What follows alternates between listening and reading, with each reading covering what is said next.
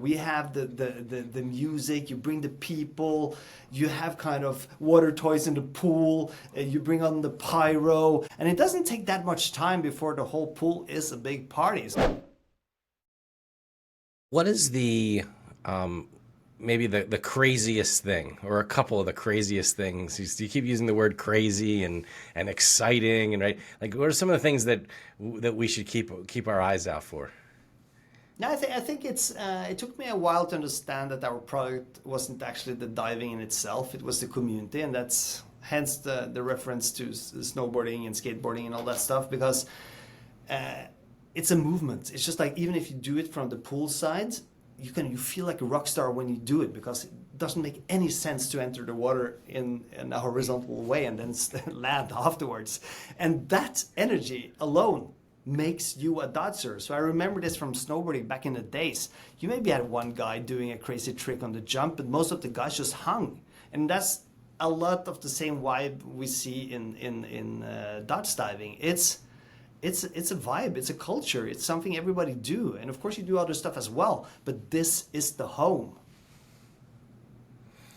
So the home is really starting to expand, though, from Europe to the US and the rest of the world. So where are you going next? Yeah, and that was an important change for us, because we came from Europe, we built this big in Europe, so this year we had 5 international events, and then we have some independent events in new markets where we're not present at.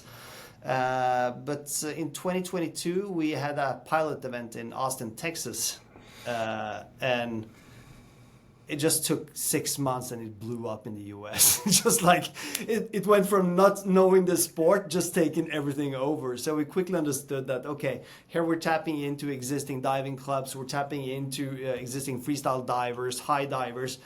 The niche in the US is a huge market. So we started having events in the US, and this year we had 2 events in the US, one in Portsmouth and one in Dallas. And then we have some big reveals coming out in a couple of weeks for 2026. But the goal is to build up to 10 to 12 events within the next 3 years, with the US being the most important market.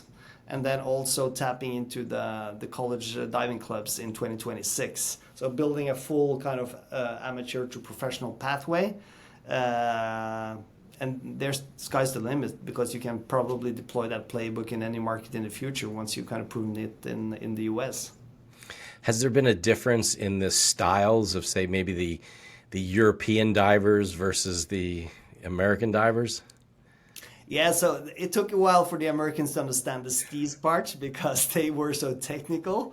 So they have to understand to make it look a little bit more casual, because it has to kind of, and you have to close late. So late landings, that's what you need. And that's kind of the Norwegian way. You need that slam when you land. And I think what you're saying is kind of maybe the most interesting thing about this, because it is being scaled as now a professional diving league, with kind of the Champions League on top, with the World Tour, and then with the amateur league that we're now deploying the next couple of years, tapping into 300 diving clubs in the US, and then we're going to the Middle East, then we're going to Asia, and then we're going to South America.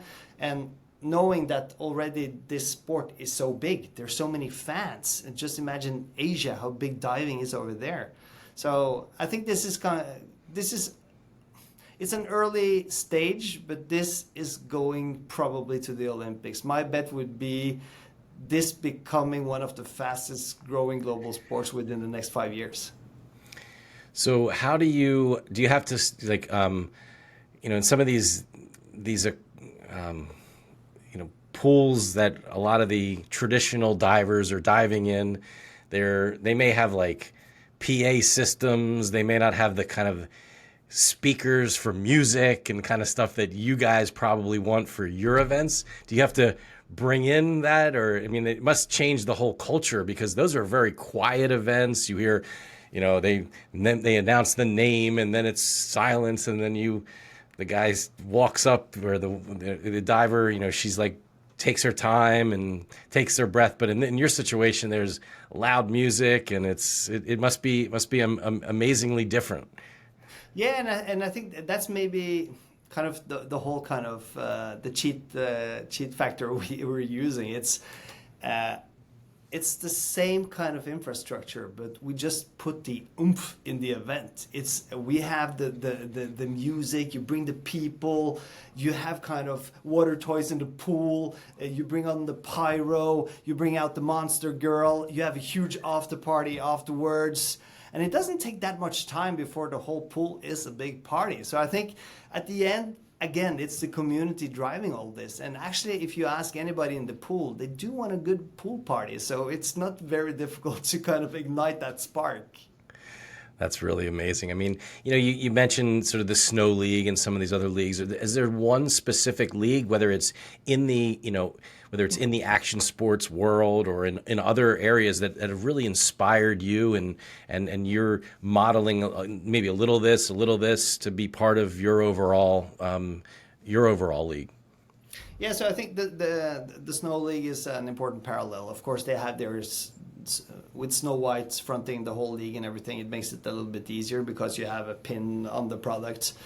We have to build it with social media influencers, and a little bit more organically. But I think the whole being kind of the king of the mountains, we're doing the same. We're king of the waters, and bringing that vibe is definitely something that hasn't happened in aquatic sports. So it's a revolution within this sport.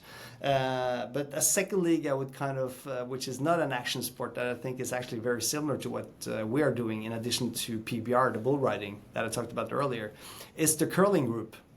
Because I heard a podcast with John Albright from Relay Ventures, and they just invested in the curling group, making curling cool again. And I think that was such, with Nick Scully and heading the whole venture. They saw on paper that curling was becoming huge once every 4 years because of the Olympics, but nothing was happening in between. And they thought, well, there's a huge fan here. Just like we have the 235 million fans in aquatic sport, they had the similar number of views. They had almost 200 million people watching curling. And now they're making the Grand Slams of curling, and now it's becoming a full year sport, just like we're building it with the diving. And it's built on a much more sustainable and smart model, meaning that it's built on 20% of the costs of the original leagues. So you think differently when you build media production. You think differently in the size of the events. You think differently in the commercial engines that you fire up during your events. So there's a lot of stuff happening there that I think is very interesting, and especially with VCs also coming into this space and investing in ecosystems, so they can offer a full ecosystem to emerging leagues, which also makes it, again, cheaper for them to build. Interesting.